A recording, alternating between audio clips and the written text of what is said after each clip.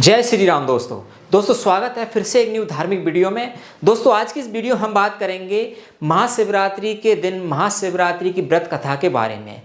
जैसे कि हमारे भारतवर्ष में प्रत्येक शिवरात्रि को पूरे भारतवर्ष में हर एक शिवालय पे मंदिर पे बड़े ही धूमधाम शिवरात्रि का पर्व मनाया जाता है। जैसे कि कल 26 फरवरी को महाशिवरात्रि का पर्व मनाया जा रहा है। ऐसे में शिवरात्रि कथा के बारे में इस वीडियो में जानने को मिलेगा। हर शिवरात्रि को भारतवर्ष के प्रत्येक मंदिर में शिव मंदिर और शिव शिवालय रहते हैं, उनमें बड़े धूमधाम से श्रद्धालु जाते हैं, पूजन करते हैं, व्रत रखते हैं और शिव रात्रि के दिन भगवान शिव की कथा सुनते हैं। और ऐसे में ही हर एक शिवालय में पूरे भारतवर्ष में शिव भजनों की बड़ी ही धूमधाम से जोरों से हमको सुनाई देती है, शिव भजन चलते रहते हैं। ऐसे में आइए जानते हैं इस वीडियो में कि शिवरात्रि की कथा क्या है, उसके बारे में जान लेते हैं। दोस्तों शिवरात्रि की कथा प्राचीन कथा है, उसको मैं पढ़ के आपको बताता हूँ। प्राचीन काल में एक शिकारी था जो जानवरों का शिकार करके अपने कुटुंब का पालन पोषण करता रहता था। एक रोज वह जंगल में शिकार करने के लिए निकला, लेकिन दिन भर भागदौड़ करने के बाद भी उसे कोई शिकार प्राप्त नहीं हुआ था। वह भूख प्यास से व्याकुल होने लगा था। शिकार की बाट निहारते निहारते वह एक तालाब के किनारे बेल पत्र के वृक्ष पर अपना पड़ा बनाने लगा और वेट करता रहा, इंतजार करता रहा कि जैसे ही कोई शिकार आएगा या पानी पीने के लिए कोई जानवर आएगा उसका वह शिकार कर लेगा। बेल वृक्ष के जो था, बेल पत्र का वृक्ष के नीचे शिवलिंग था जो बेल पत्रों से ढका था और शिकारी को इस बात का पता नहीं था कि इस बेल पत्र के जो वृक्ष इसके नीचे शिवलिंग भी स्थापित है। वह उस बेल वृक्ष पर जो पड़ाव बना रहा था, बैठने की जगह बना रहा था, बनाते बनाते उसने जो टहनियाँ तोड़ी, उसकी डाली तोड़ी, वे संयोग से शिवलिंग पर जा गिरी। शिकार की रहा वह देखता रहा वह, और बेल पत्र का जो पेड़ था उस पेड़ से पत्ते तोड़ तोड़ कर वह शिवलिंग पर अर्पित करता, मतलब पेड़ तो बेल पत्र से पत्ते तोड़ा और नीचे फेंकता रहा। उसको पता नहीं था इसके नीचे शिवलिंग भी है और वह पत्ते जो है वो शिवलिंग पर चढ़ते गए। जब वह दिन भर शिकार ढूंढ रहा था, शिकार नहीं मिला, दिन भर भूखा था, तो भूखे प्यासे शिकारी का व्रत भी हो गया और शिवलिंग पर बेलपत्र भी चढ़ गए। इस तरह वह जाने अनजाने में पुण्य का भागी बन गया। रात्रि का एक पहर व्यतीत होने के बाद एक गर्भिणी मिर्गी तालाब पर पानी पीने के आई। शिकारी ने जैसे ही उस मिर्गी को देखा तो तुरंत धनुष्य पे अपनी प्रत्यंचा खींची, उसने चढ़ाकर खींची और जैसे ही उस शिकार करने के लिए तत्पर हुआ तो मिर्गी बोली कि शिकारी मुझे मत मारो, मैं गर्भिणी हूँ, सीधे ही एक बच्चे को जन्म देने वाली हूँ। तुम यदि मुझे मारोगे तो एक साथ दो जीवों की हत्या कर पाओगे, तो तुम्हें दो जीवों की हत्या का पाप लगेगा, वो ठीक नहीं है। मैं अपने बच्चे को जन्म देकर सीधे तुम्हारे पास आ जाऊंगी, तब तुम्हें मार लेना, अपना शिकार कर लेना और मेरे बच्चे की जान बच जाएगी। शिकारी को जो हिरणी थी वो सच्ची लगी, उसने तुरंत ही जो प्रत्यंचा ढीली कर दी और मृगी को झाड़ियों में लुप्त हो गई। मृगी जाने लगा कि भाई ठीक है। कुछ समय उपरांत एक और मृगी उधर से फिर आई और वह शिकारी उसे देखकर फिर खुश हुआ कि अब तो शिकार मिल गया है। और जब वह जो हिरणी समीप आई तो उसने फिर अपने धनुष से प्रत्यंचा खींची और शिकार करने को तत्पर हुआ। और फिर वह दूसरी जो मृग थी उसने विनम्रता पूर्वक निवेदन किया कि हे शिकारी, मुझे मत मारिए, मैं अपने पति से मिलने के लिए व्याकुल हो रही हूँ और अपने पति को ढूंढ रही हूँ, उसकी खोज में इधर उधर भटक रही हूँ। अपने पति को जैसे ही मैं खोज लेती हूँ, अपने पति से मिल लेती हूँ, तो फिर मैं तुरंत ही तुम्हारे पास आ जाऊँगी और तुम मेरा शिकार कर लेना। शिकारी ने उसे भी जाने दिया, ठीक है कि जाइए। ऐसे में 2 बार शिकारी को उसने स्वयं ने शिकार को खो दिया। उसका माथा ठनका कि वह चिंता में पड़ गया कि रात्रि का आखिरी पहर भी बीत गया है और अभी तक कोई शिकार वह नहीं कर पाया है। और इस तरीके से दूसरा पहर बीत चुका था रात्रि का। तभी एक अन्य मृगी जो है वो अपने बच्चों के साथ उधर से निकली।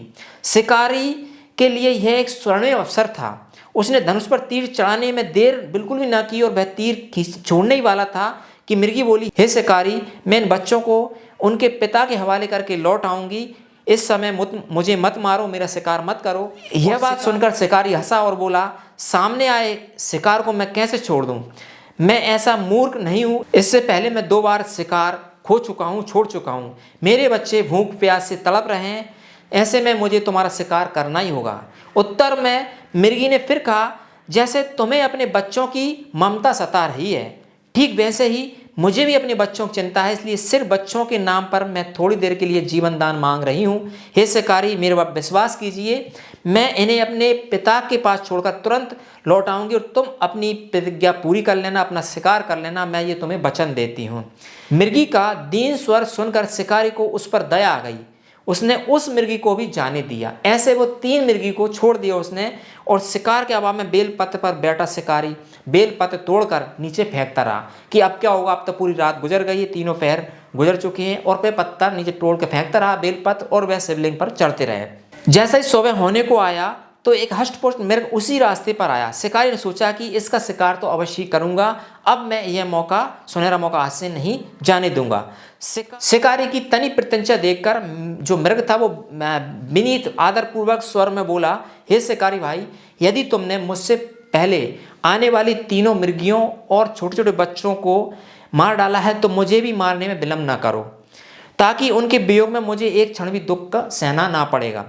मैं उन मृगियों का पति हूँ, और यदि तुमने उन्हें जीवन दान दिया है तो मुझे भी क्षण भर का जीवन दान देने की कृपा करो, मैं उनसे मिलकर तुम्हारे सामने उपस्थित हो जाऊंगा। अब शिकारी था वो कन्फ्यूजन हो गया कि तीनों मृगियों को छोड़ दिया, अब मेरे को कैसे छोड़ूं।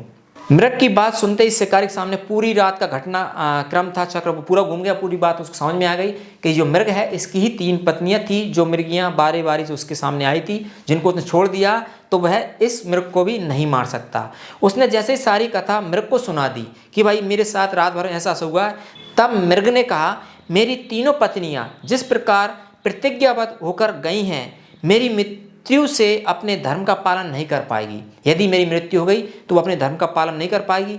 अतः जैसे तुमने उन्हें विश्वास पात्र मानकर छोड़ दिया है, वैसे ही मुझे भी जाने दो। मैं उन सबके साथ मिलकर और तुम्हारे साथ उनके सबके साथ सीधे ही उपस्थित होता हूँ। अब ऐसे में शिकारी दिन भर उपास था, उसने कुछ खाया पिया नहीं था, भूखा प्यासा था और रात्रि भर जागता रहा। ऐसे में उसका उपवास भी हो गया और रात्रि जागरण भी हो गया तथा शिवलिंग पर उसके बेलपत्र भी चढ़ गए। तो ऐसा करने से शिकारी का हिंसक हृदय निर्मल हो गया, उसमें भगवत शक्ति का वास हो गया था। धनुष तथा बाण उसके हाथ से सहज ही छूट गए। भगवान शिव की अनुकंपा से उसका हृदय जो हिंसक था वह करुणा की भावों में भर गया। वह अपने अतीत के कर्मों को याद करके पश्चाताप की ज्वाला में जलने लगा। थोड़ी देर बाद मृग जो था सपरिवार सहित शिकारी के समक्ष उपस्थित हो गया ताकि वह उनका शिकार कर सके, किंतु जंगली पशुओं की ऐसी सत्यता, सात्विकता एवं सामूहिक प्रेम भावना देखकर शिकारी को बड़ी गिलानी हुई। उन शिकारी के नेत्रों से आंसुओं की झड़ी लग गई। उस मृग परिवार को न मारकर शिकारी ने अपने कठोर हृदय को जीव हिंसा से हटा लिया सदा सदा के लिए, और कॉमन और एक दयालु बना लिया। इस घटनाक्रम को देवलोक से समस्त देव समाज भी इस घटना को देख रहा था। यह घटना पूरी घटते ही देवी देवताओं ने देवलोक से शिकारी और जो हिरण जो मृग था उसके परिवार के ऊपर पुष्प की वर्षा की, और इसके बाद शिकारी तथा मृग का पूरा परिवार मोक्ष को प्राप्त हुए। तो इस तरीके से भगवान शिव के दिन की शिवरात्रि की जो व्रत रखते हैं उसका महत्व इस कथा में हमको समझने को मिलता है। ये शिवरात्रि के दिन कही जाने वाली कथा है। इस कथा से सारांश ये निकला कि एक शिकारी जो था वो दिन भर भूखा प्यासा अपने शिकार के लिए भटकता रहा, अपने बच्चों को कुटुंब को पालने के लिए। जब उसको दिन भर जो शिकार नहीं मिले तो वो एक बेलपत्र के पेड़ के ऊपर बैठ गया। उसने वहीं पे अपने बैठने की व्यवस्था बना ली। नीचे तालाब था साइड में, और वो वेट करता रहा कि तालाब पे जैसे ही कोई जानवर पानी पीने आएगा वह उसका शिकार कर लेगा। लेकिन उस पेड़ के नीचे शिवलिंग स्थापित था, उसको यह पता नहीं था, अज्ञान था, पता ही नहीं था उसको। जैसे ही वो पांडाल बना रहा था, मतलब वो बैठने की व्यवस्था बना, तो वहाँ से कुछ बेलपत्र जो टूटे वो शिवलिंग पे गिरते रहे, तो वहाँ पे शिवलिंग पे बेलपत्र चढ़ती रही।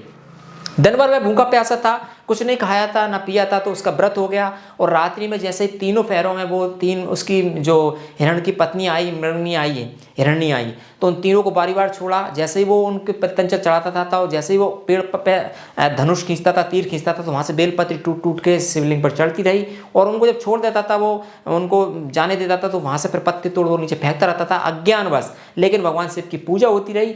जब लास्ट में वो हिरण सहित पूरी पत्नियां सपरिवार उसके पास आया तो उसकी आंखें खुल गई और उसने यह काम छोड़ दिया। इससे सभी देव देवताएं उससे प्रसन्न हुए और उस शिकारी और जो मृग था, हिरण था, और उसकी पत्नी थी, उनको मोक्ष की प्राप्ति हुई। इतनी बड़ी महत्व है भगवान शिव की उपासना और कथा और व्रत रखने की। तो ये कथा थी जिसमें हमने पौराणिक कथा इस वीडियो के माध्यम से मैंने आपको पढ़ के सुनाया। आई होप आपको यह कथा अच्छी लगेगी। आपने पहले पढ़ी होगी लेकिन मैंने फिर से इसको बताने का प्रयास किया। बताई गई शिवरात्रि की यह कथा अच्छी लगी, वीडियो को लाइक करें, मेरे साथ शेयर करें और इस चैनल पर आने वाली आगे ऐसी प्रकार की धार्मिक वीडियोस की जानकारी या लेना चाहते हैं, देखना चाहते हैं तो सब्सक्राइब कर लें हमारे इस धर्म महालोक यूट्यूब चैनल को। मिलेंगे इसी प्रकार की धार्मिक और अन्य वीडियोस के साथ, तब तक के लिए हर हर महादेव, जय सिया राम।